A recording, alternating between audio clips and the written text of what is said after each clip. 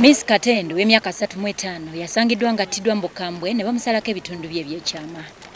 Okusinziira ku batuuze, Katende yasemba okulabwako munne Kato ebbanga lya ssabbiiti nnamba wabula kibaweddeko okusanga nga bamuttidde mu nju. Omulambo gwa Miss gwazuuliddwa abatuuze abalabye ng'ensolo zitandise okuzungira ku mulyango gwe ssaako okuwulira ekivundu ekiva mu nju.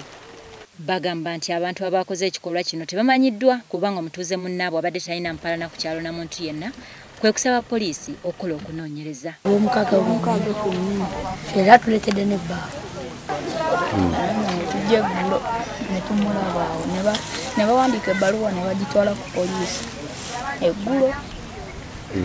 Poliisi kwe kujja olwaleero n'emutwala. Kyekiraga nti tetulina security teruddawo ng'eno ewaffe gundi mu Kyejungu.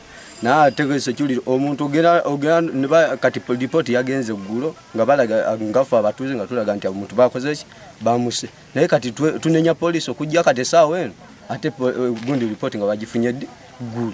Ssentebe w'ekyalo Ssaalongo Michael Busuulu ategeezezza nti abasse omutuuze ono bandiba nga basawo ba kinnansi. Era kwe kusaba abakulira ebyokwerinda okusobola okubayamba ku basawo b'ekinnansi abasusse wano e Mubende. Twamufunye enkeera yaalwo ne tusanga ng'afudde. Kwe kwekubira enduulu ku poliisi bajje batuyambe.